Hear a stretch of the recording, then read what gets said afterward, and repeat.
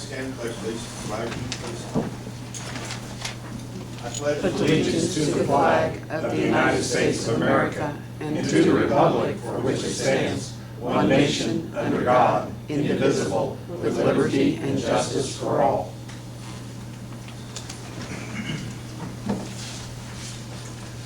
Today is Monday, July 6, 2015. Time is 5 p.m. The meeting of the Greensburg Board of Works is called to order. At this time, please silence any electronic devices. I do have one very important thing to take care of first this evening before we do roll call. We'd like to pay a little bit of respect to a police officer that's been on the force for about as long as Jamie King is old. A friend of mine, swore maybe 12 years. Lieutenant? Captain. Chief Maxwell. Captain, would you like to come forward and do a presentation?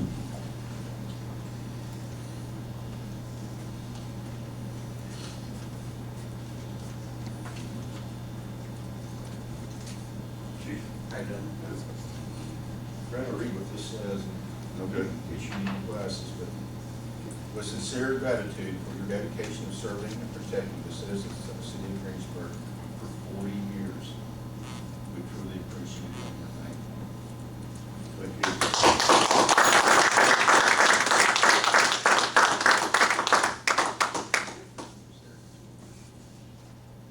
Oh, sir, yeah.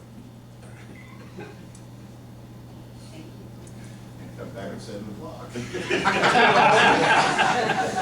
And he thought he was off the clock. Thank you. Congratulations, Fred. Did a good job. Thank you. All right, thank you. Fred, truly mean it. Huh? Truly mean it. All right, thank you.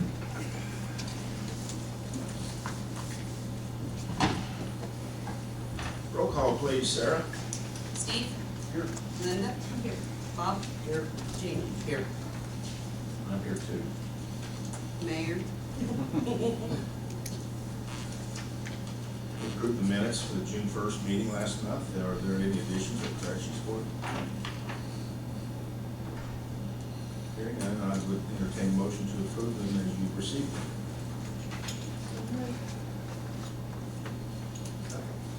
All those in favor say aye. Aye. Opposed, same sign. Motion passes. Old business, evidence room policy. Chief Bridges. I believe the only thing we really need to look at on this end, and I sent what I had added to Mr. Stevens, and that was the issue if there was a camera failure in the evidence room at that point in time. If that does occur, then the evidence technician shall have another assigned officer with him at all times when in the evidence room and releasing property. So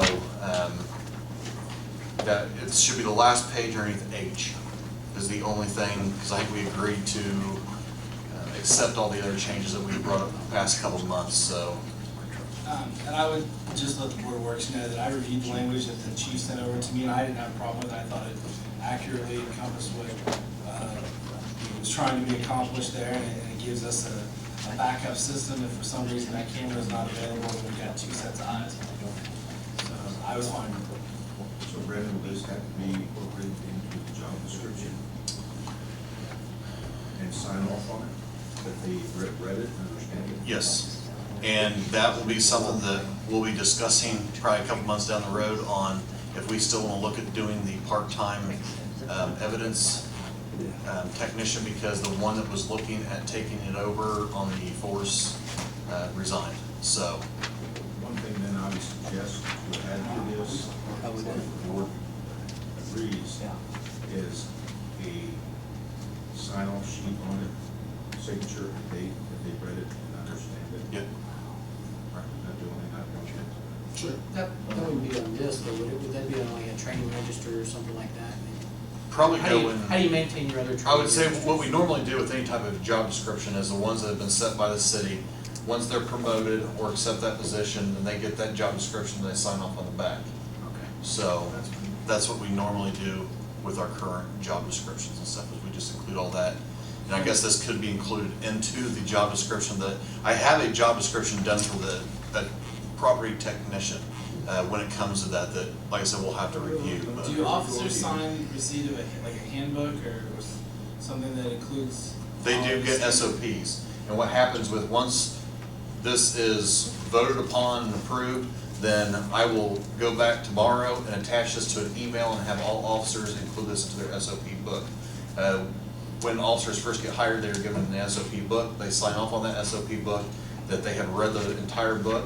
They then turn that sheet in to me, and then it goes to their personnel file showing that, yes, they did read that book. They understand all the SOPs that are included with the Greensburg Police Department. So this will be included in that SOP. Does the council have to approve their SOPs? The Board of Works does. Board of Works. Board of Works would approve this This will part. not go in a job description. It'll go to No, council. this is still in as the, considered as the 40th chapter in our SOP. I think right now we're up to like 42 or 43 chapters in the SOP. Well, and my recommendation, just to keep everything clear and as effective as possible, I would maintain this as your standing operating procedure, because they'll have to sign it when they're, as part of their officer duties and training. And then within your job description, I would just simply make it a reference to, familiarization with and following all necessary standard operating procedures, including but not necessarily limited to, and then make a specific chapter reference to this one. Does that make sense? That way they don't have to necessarily, that way you accomplish both of your goals without necessarily bogging down the job description and going through this. We're not real speedy. Like I said, one thing I have started is before I even bring the SOPs to you, I now allow my command staff to review what I've done. That way, if they have any suggestions, that way I have the second, third, fourth set of eyes looking at it, and then they will sign off if they're okay with the SOP before I even bring it to either you or the city attorney. So So if the board approves this, how quickly can you get everyone to sign on? within a week, I just have to wait for certain guys to get back from vacation, but I'll start a sign-up sheet tomorrow. Once you've read it, you okay it, then it shows that you are aware of this policy and it's now in your handbook. But what change we've had since last meeting has been. Is the camera system, correct? Discussion? Questions, concerns, board? Then I would entertain a motion to accept this as amended from the last meeting, section H, that the chief has presented to us this evening. Do we just say we accept it as presented tonight? I would just say, yeah, I would move that it be accepted as presented this evening. I'll And make add a it to the, motion. yeah. Motion made by Jamie, second by Steve. Any further discussion? Hearing none, all those in favor say aye. Aye. Opposed, same sign. Motion passes unanimously. Thank you, Chief.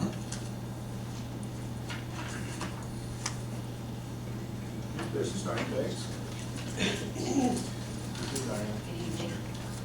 As a representative of the Greensburg Wesleyan Church, we would like to request the road closure on Saturday, August 29th from 3 to 6 p.m. And we'd like to close West Street from Maine to Washington for a back-to-school bash for our children.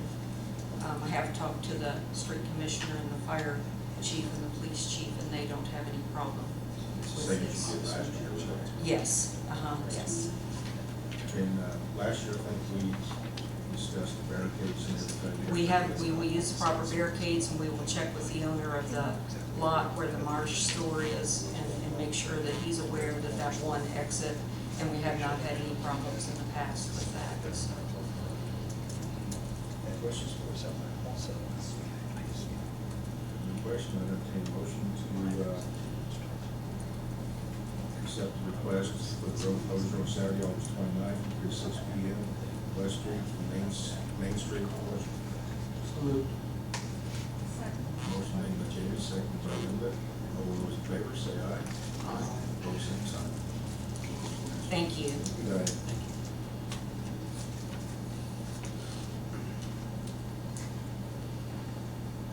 Chief Bridges, you're up.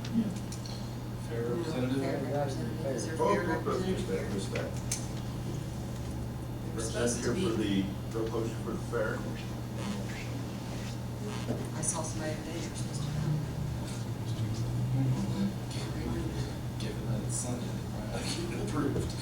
Good evening. I'm not representing the fair, but I was asked to, if they couldn't attend, if I would request permission to close the roads for the upcoming fair parade on July the 12th. Lineup is at 2 p.m., the parade begins at 4 p.m., and it's the normal route, or the route that they've always taken in the past, which is Ireland Street to Park Road, and then close the side streets leading up to Ireland. Is that correct, Chief? And we did discuss this department head meeting, everyone was in favor of it at that time. Same last year, we have a little more responsibility this year, I believe. Street and police, fire, everybody's okay with it, right? Yes. Mark, you okay with it? Any questions for it? If not, entertain motions to, for the road closures for the fair parade of July 12th. I'll make a motion. Is that a question or you making the motion? Oh, thank you. Okay. Second. Steve, seconded. All those in favor say aye. Aye. Opposed, same sign. Motion passes, thank you. On behalf of the fair board, I guess, thank you.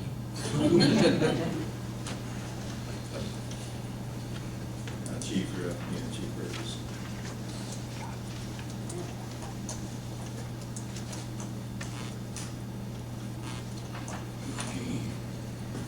I guess the first one we can start off with is a firearms policy. Again, these policies were forwarded to city attorney for him to look over. And the firearms policy, there's not really much of a change. They've talked about this probably for 2 or 3 years, but never really acted on it. It's been brought up again this year. And pretty much what it's stating is if you wish to carry another firearm other than the one that has been assigned to you by the department, then you would be allowed to. But you would have to, all the expense would fall on the officer, the handgun, ammunition, holster. You'd have to have a specific security type holster. And like I said, all that would fall upon the officer at this time. Not saying that that might not change in the future, the ammunition part. But if currently we carry 357, if somebody is wishing to go away from that to maybe a 40 or a 45, that expense would be on them, because right now we buy in bulk, and we're not going to buy in bulk if one person's going to go to a 45. So, like I said, that would be approved by the firearms instructor and the chief, the type of weapon that you would carry. Other departments do this, so we would not be the first, but pretty much it comes down to if you feel like you're more proficient with a Glock instead of a SIG on what we carry now. Some guys feel that they can shoot a Glock a lot more accurate. Then they would have that ability to do so. Also, they are under the understanding that if they are involved in an officer-involved shooting, that they would lose their personal handgun until the investigation would be complete. And then each year, you would still have to qualify with your departmental weapon and your personal weapon that you are carrying on the road. That way, if you do have to resort back to your departmental weapon, you've already qualified with it and you are able to carry, so. And I can say, just for the board's understanding or recognition, I reviewed all of the policies that that the chief sent to me, and I had no objection to any of the language that he had proposed there, and any of them, so this one included.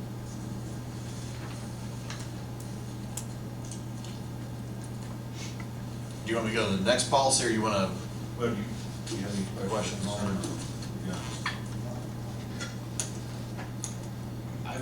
I would recommend that we have a motion per policy, just so it's clear on the record. And entertain a motion to accept a new policy regarding firearms. Second. Motion made by Steve, second by Jamie. All those in favor say aye. Aye. Opposed, same sign. Must be using those policies. Use of force is another policy that's been looked at for probably, I would say, at least 4 years.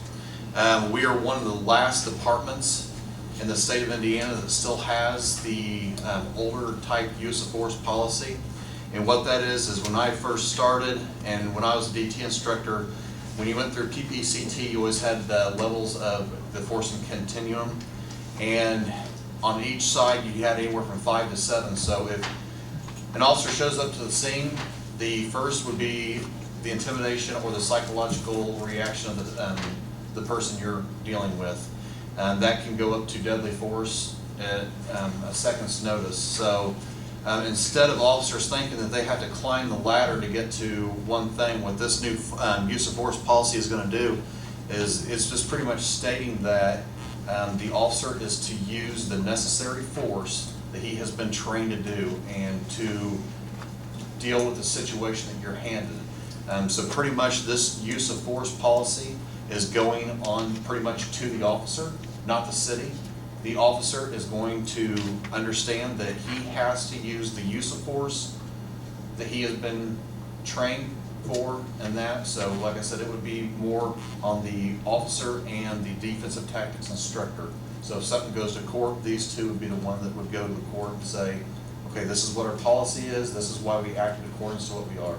So that's kind of the short go around on that. So but like I said, it's another thing that the state police, when Dr. Paul Weitzel was a superintendent, that's one thing that they did change through their policies, was getting away from the force continuum and just going to a more simplified use of force. That way officers, like I said, are using their training and what they're used to doing. So Sorry, didn't dive into the detail.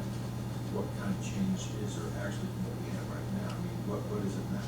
well, right now you have on one side you have on the officer side you have verbal direction, which would just be if you're wanting a subject to do something, and then it can go up to soft empty hand techniques, which is any type of messling technique, and then above that you have the hard empty hand technique. You have intermediate weapons, which would be the taser, spray, and then above that goes to deadly force. And then on the other side, on the subject, you have verbal noncompliance, passive resistance, defensive resistance, active aggression, and deadly force. So the things you kind of look at in the past are like, some officers are like, okay, are we meeting the passive resistance? Are we meeting the defensive resistance?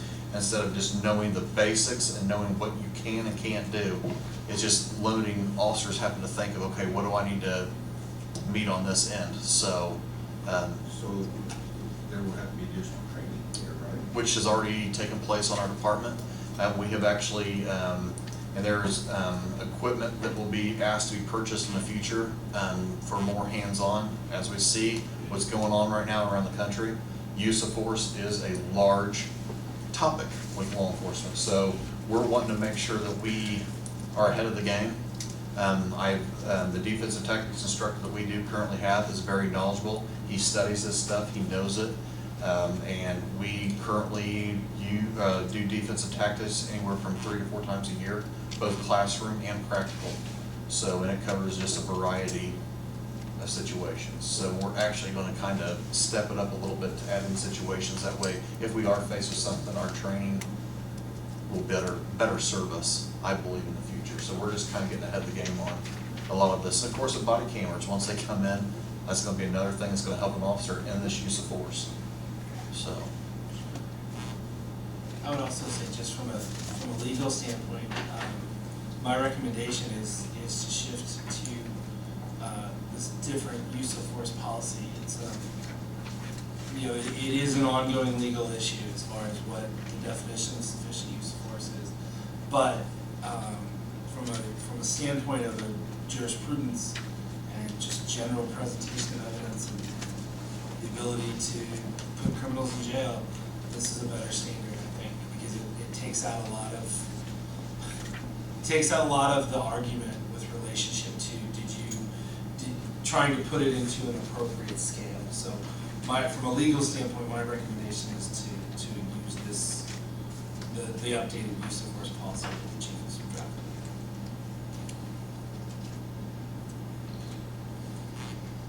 Questions, concerns, or? I guess my only thought, I don't have an issue with the this at all. I just, my only thought would be, you know, when you fill out those reports that are, I think there's reports mentioned in here that they're gonna fill out, things like that, that maybe we have an after-action review kind of on each time, that maybe if there's force has to be used for any situation, we do an after-action review and then maybe share lessons learned with each of the officers. So how do we get better? And we just critique ourselves as we go. And what we do with every use of force, if it's anything hands-on anymore, we're doing a use of force. We're including it in the paperwork plus our narrative on what goes to the courts or what stays in.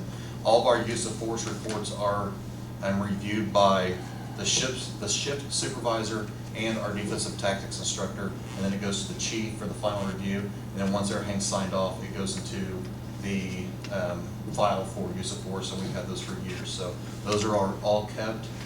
We do discuss them. If there's anything that needs to be looked at or corrected, that's the responsibility of the defensive tactics instructor. So he has a lot on his shoulders on making sure that it's filled out correctly. So. If you find something that was a misstep intentionally or whatever, try to pass that on to the other officers. Yes. Yeah, that's. In the heat of the moment, it's hard to. It is. It is. Every year, we're mandated by the state to have 2 hours of defensive tactics instruction. We go above that. We usually do around 20 hours. So, and we usually do at least 2 hours for classroom, going over, every single time we go over this policy, we go over report writing, what we need to make sure we have included and all that. So it is touched upon on what officers are to do, so. Any other questions? I entertain a motion to accept the chief's new use of force policy.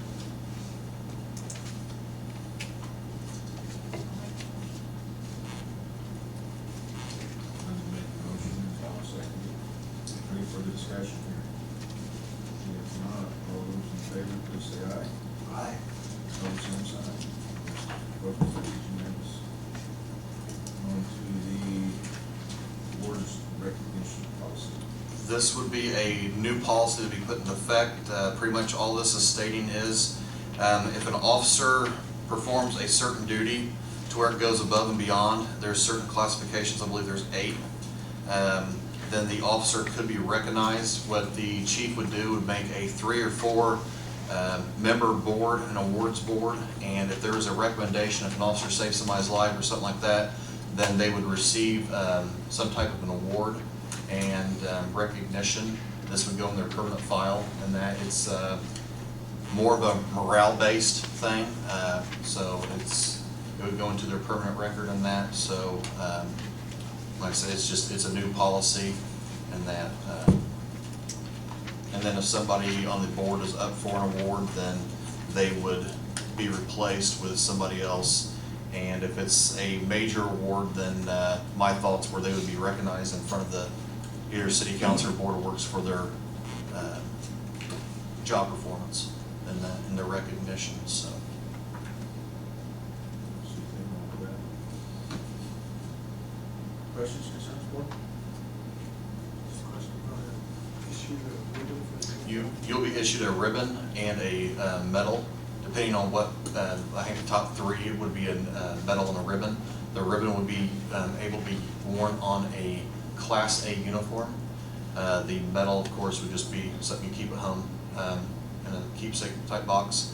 And that, so yeah, you would be issued that, and then of course the certificate.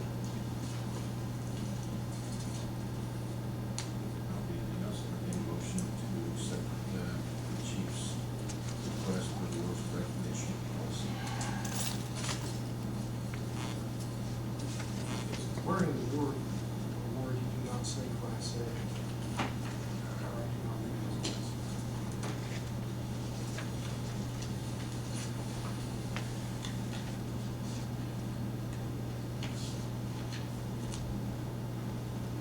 I'm sorry, where's that at? Like wording of words, Okay. And I can add in there that it would be worn on the Class A uniform. I don't really have a big objection. Right. Either way, but Right. I'd entertain a motion to accept the award recognition policy as amended to be worn on a Class A uniform. And I could just add that in on E, on the letter E, underneath the wearing of awards. It actually shows that the ribbon bars can be worn on duty uniform, but I could just change that to a Class A uniform, because that's usually when we do wear our pins, so, yeah.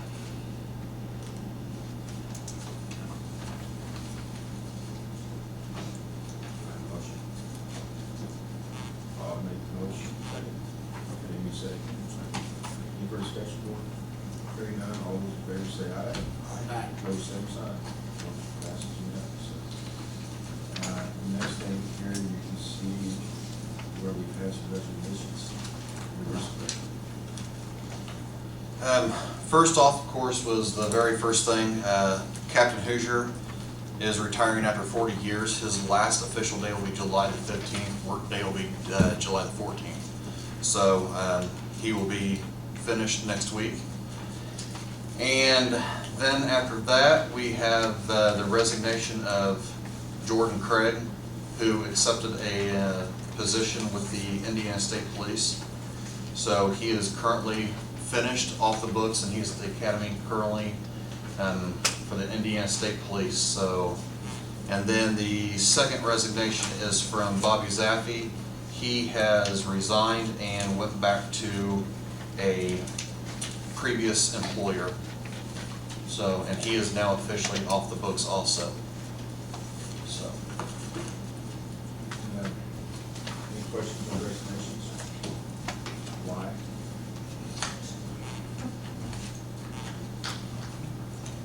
So I presume with Jordan Craig resigning, what's the impact to the K-9? the K-9 unit is officially no longer with the Greensburg Police Department. That dog, that K-9 was his. And from everything I read, the K-9 was to go back to him if he did leave. So, He met with the time requirements that were originally encompassed under that. I thought he did. So, Yeah. okay. One other thing, I sure brought with me, I didn't, I want to answer what I forwarded to you, I think maybe Sarah did as well, on what organization it was. But the third thing, cities with 4,000 plus in the state of Indiana, 4,000 people, and we were fourth in the state of Indiana being the safest cities. that's correct. And I That'd be second year in a row, I We moved believe, up from 10 last year to 4. So, And each month we give those figures to the FBI and the UCR codes and stuff. We just send those off, so that's how that stuff is. What kind of city is that? What were you How do you get all that? We received the award for safest, or one of the safest cities in Indiana. We're number 4. We were 10 last year, so we moved up to 4. in some towns with 4,000 people? I think it's called SafeWise, I think is the name of the company that does this. And, you know, that's the major crimes. You know, everybody has the petty thefts and things of that nature. Probably better that category as a lot of towns are as well. The two things that figure into this, and that's the people that were Greensburg Police Department that we have. Why we're at, we'd like to maintain that, and can't do it because of the police. See if we got there. So we talked about already got something in process. Correct. Currently, road-wise, we're down 4, possibly 5 or 6. I'm waiting on a couple others that might be also leaving, so. Say 5 or 6 more others? The total, 5 or 6. So we're already down 4, but there might be 1 or 2 additional. Is this over money, most likely? So that's all I have. I think, well, this probably another time, how many applicants we got? The applications are not due until July the 10th, so I won't know anything until Friday. So. Next item, Ron May, city engineer.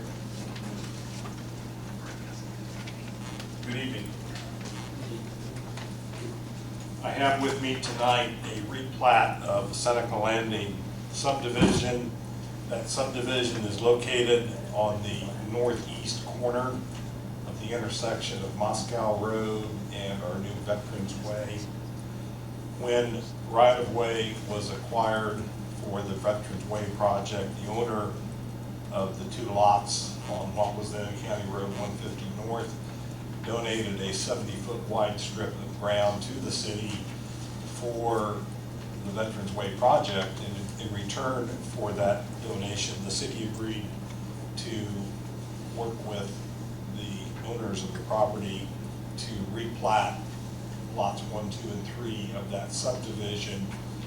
And the essence of that replat was to add 70 foot onto the north side of the lot located right at the corner of Moscow and Veterans Way. And that 70 foot was to be added to the north side of that lot to replace the 70 foot that was taken off the south side. There is a platted road, Seneca Drive, across the north side of that lot. So that roadway was moved to the north by 70 feet. And then Revex is the owner of that lot. They own the next lot to the north that's along the east side of Moscow Road, and that 70 foot that was added to the one on the corner was taken off of the lot to the north. So they end up with the same amount of ground minus what was donated to the city, but they reconfigured those two lots a little bit. Further, there was a platted right-of-way, I think it was Piper's Way was the name of it, that went north off of the north side of County Road 150 North, or now Veterans Way. And that roadway was offset to the west a ways from Brent Drive, which is an existing street going to the south off of County Road 150 North. In the replatting process, at the bequest of the city, that roadway was moved slightly to the east so that it is exactly opposite Brant Drive. So now we'll have, when this is all done, a new intersection that will have a road going to the south and to the north. There will be no offset between those two driveways. The Plan Commission heard this request for the replat in their regular meeting last month. I think it was the 16th of June. And they approved, well, first they approved the vacation of lots 1, 2, and 3 of the original plat, and then they approved the primary plat and the secondary plat for Veterans Way. The intent of that entire process really was to not change anything that was out there other than to make the one lot on the corner basically the same height that it had been originally, reduce the lot north of that corresponding amount, and to make the lot on the corner a little wider east to west to the east. And the next lot east of that one got to be a little bit narrower by the same amount. I'm here this evening. The owner has dedicated rights of way to the city in the planning process. I'm here this evening to request your acceptance of that newly dedicated right of way. At this point in time, there are no plans on the part of the city or the owner to construct any improvements on those two particular roadways that I just mentioned. And that was the situation before we approached the owner for the dedication of the right-of-way for Veterans Way. So nothing has changed in that regard. The rights of way were there before. They will be there now, slightly different locations. No plans to build roads, but any future development in that area would need to have roads constructed to gain access to interior lots in that subdivision.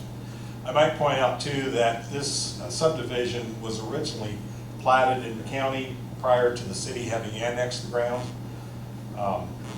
So when we annexed that particular area, we ended up with the plat that was in place at the time.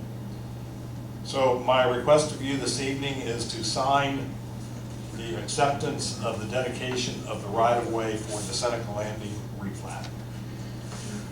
Ron, correct me if I'm wrong, but this only involves one property owner.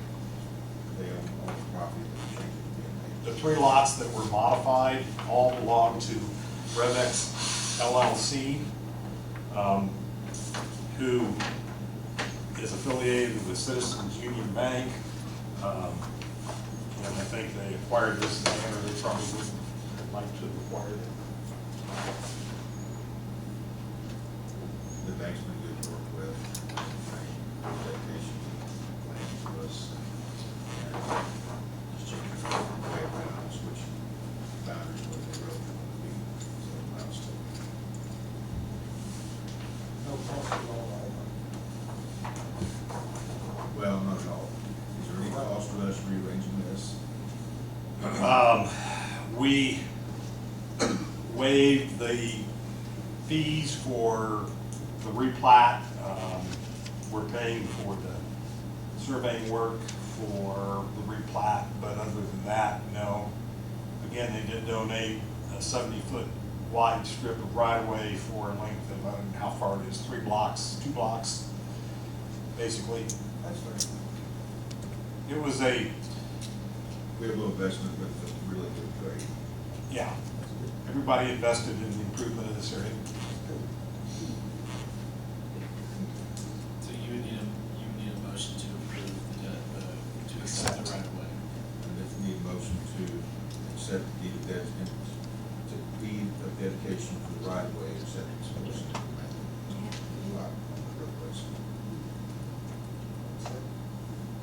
Bob makes a motion. Then the seconds motion.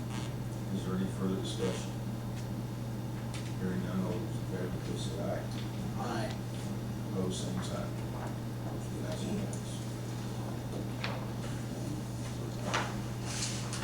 Acceptance of dedication right there.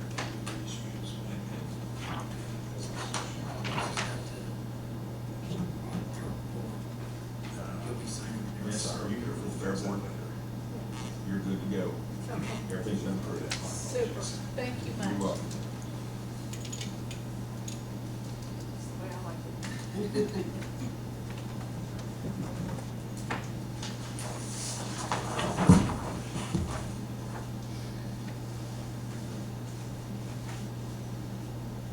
Rick, I told you, shut your phone off. Sorry, Mayor, I apologize. You owe him lunch.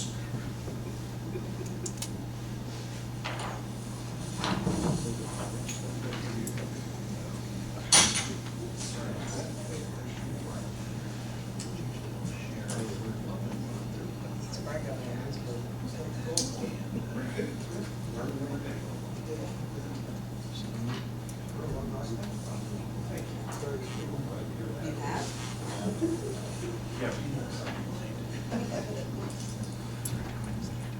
Once in a while, I think I start that ridiculous, I'm on that voice meter.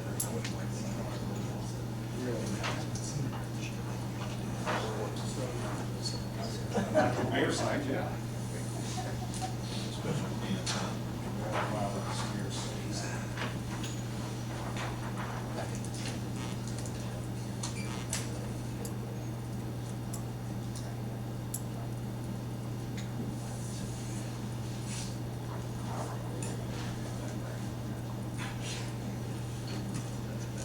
I have someone else like to introduce here tonight, that a lot of people don't know. You mind coming up, sir? Me? Yes. I'll have to get it from. A lot of people still don't know you. Oh, okay. So would you like to introduce yourself? Sure. My name is Rick Johnson. I'm the Deputy Director of the EMA. I'm here tonight for rock duct work. I guess I was supposed to be here at 5 instead of 5:30. No. Well, yeah, but you were here to discuss The fair. the fair. Yeah. Been covered. Everything's good. Okay. Hey, thanks, Rick. Also, board, so you're the fire truck out there yet? Yes, it is. So you're all welcome to take a look at it. So we're not Still got one more got thing on the thing. agenda. Ron's got- Professional services agreement.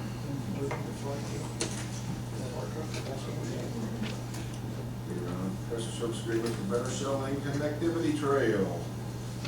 The city has been working on a project to connect, really, the Lincoln Street improvement included some sidewalk along the north side of Barachel over to the Nightingale Kessing Drive intersection. The bridge there at Gas Creek, sidewalk ends just west of that. We've been working on a project to extend a multi-use path, walking trail, whatever you want to call it, from there on east to the trail that was constructed north-south late last fall or last fall. The city has received a grant. It's technically, I don't think a grant, it's a reimbursement program through the Department of Natural Resources. It's actually federally highway funded grant that allows the reimbursement of 80% up to the amount of $187,500. If you quickly do the math, you will see that that represents $150,000 maximum reimbursement for this particular project through the Department of Natural Resources. The money allows up to $20,000 for land acquisition for rights of way for the trail, $30,000 for engineering / environmental / project development services, and then up to $137,500 for construction of the trail. It's roughly, I think, 1,700 lineal feet across there, but it also includes a bridge, a pedestrian bridge over Gas Creek. The thinking is that the trail will be on the north side of Barachel, so therefore the new structure, the new bridge, would also be on the north side of Barachel. We have been working with Clark Dietz, an engineering firm out of Indianapolis, and have arrived at a proposed agreement for what I will term project development services for the trail. That includes the actual design of the trail, the actual design of the bridge, necessary environmental documentation, geotechnical investigation services, permit applications. There will likely be a Corps of Engineers permit, a IDEM water quality certification, a DNR construction and floodway permit, and that's the real essence of it. They are working with a fee of right now $103,405 for the project development cost.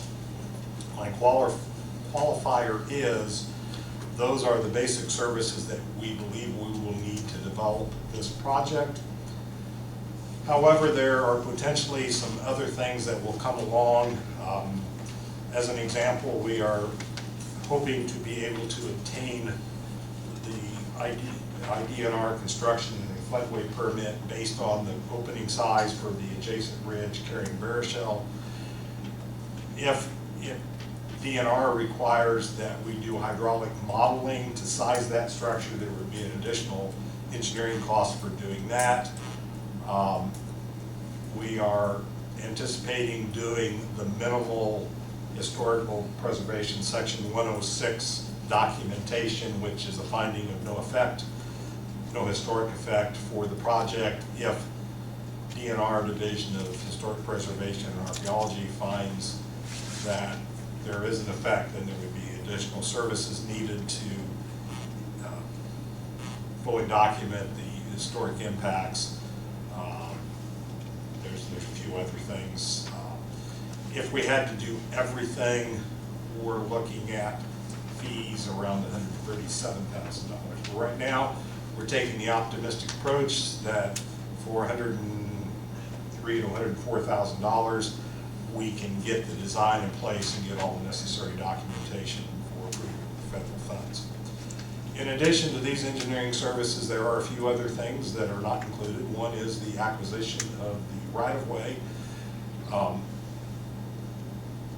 If we should be fortunate, perhaps some or all of that right-of-way will be donated, but regardless, we will likely have to do appraisals because it's federal money and it's part of the federal process. So even for donations, we may need to do appraisals. There will be some surveying costs for defining the needed rights of way, and there will likely be some legal fees for the preparation of easements or deeds or however we acquire that right of way, and some recording and other associated costs. There will be some cost for utility coordination activities. I don't know what utilities will be involved. Right now, we're planning on doing the utility coordination with our own staff. There is a possibility that there will be some relocation costs for utilities. We simply don't know that yet. We won't know that until we develop a design. Obviously, the construction cost is not included in this engineering fee. And then finally, the construction engineering activities, which we are again proposing to do in-house with our own staff. So I'm here this evening to ask for your approval for the mayor to execute the agreement with Clark Dietz for the preliminary project development or engineering services. This is just for engineering. Engineering. It seems like a lot.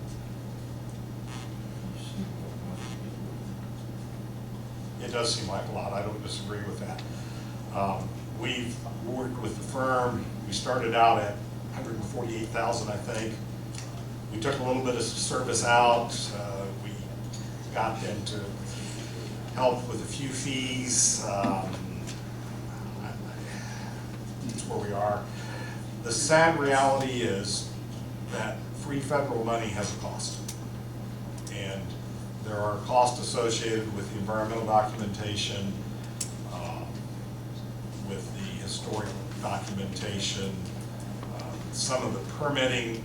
If we were spending all of our own money, we might be able to avoid.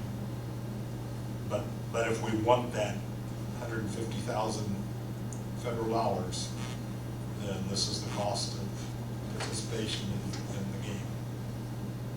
Have an idea how much it's going to cost for the actual construction? Not a good one, because we haven't done enough design work to know, but the numbers that have been floated around are $450,000.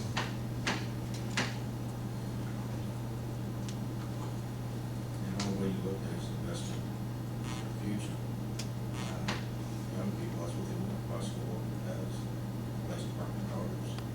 There is included, the mayor mentioned, there's a parking lot on the northwest corner that's a part of the project, a trailhead, if you will. One of the things that we have to do because of federal money, and I guess even regardless of federal money, is the Americans with Disability Act. It has to be compliant for that. And so the DNR wants some parking area for disabled people to use.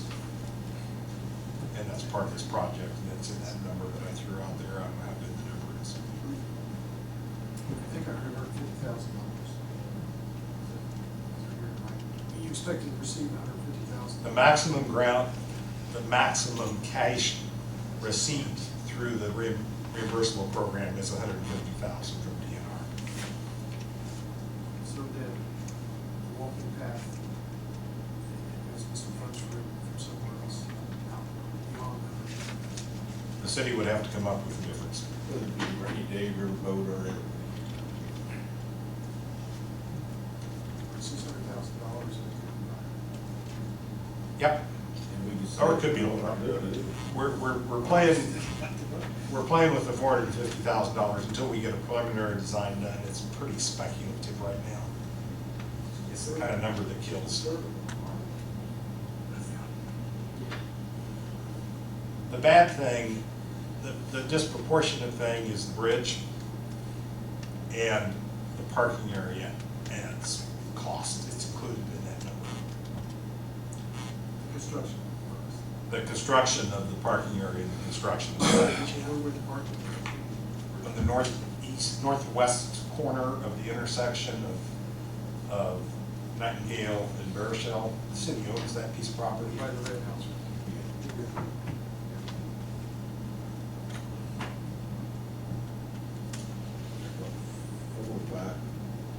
Car space.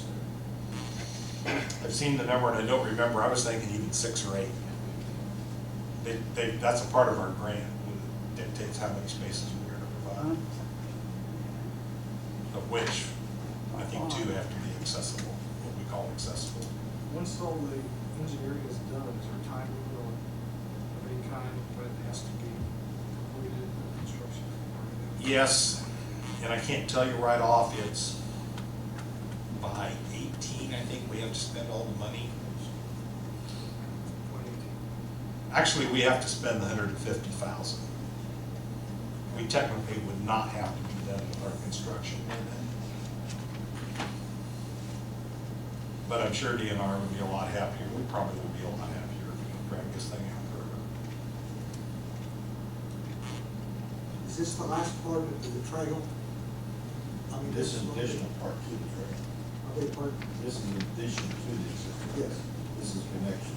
Right now, I'm not sure there ever is a last part to trails. I think there's always an interest to do more and more. I've heard talk about, would it be nice to have a trail out to the park, to the fairgrounds.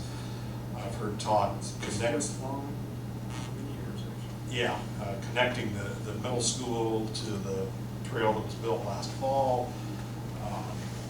There's a lot that could be done. Of course, there's always the financial challenges.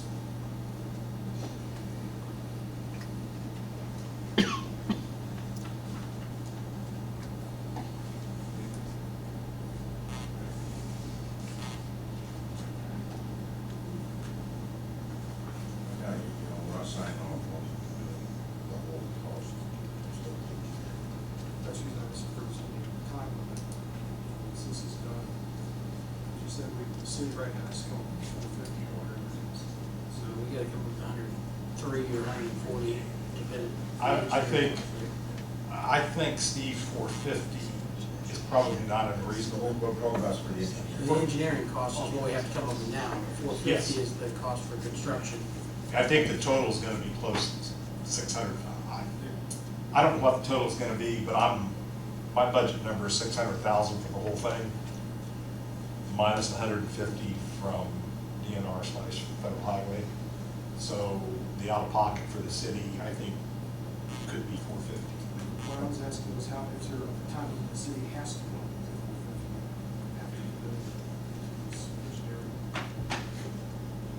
If you're going forth in good faith, I think you need to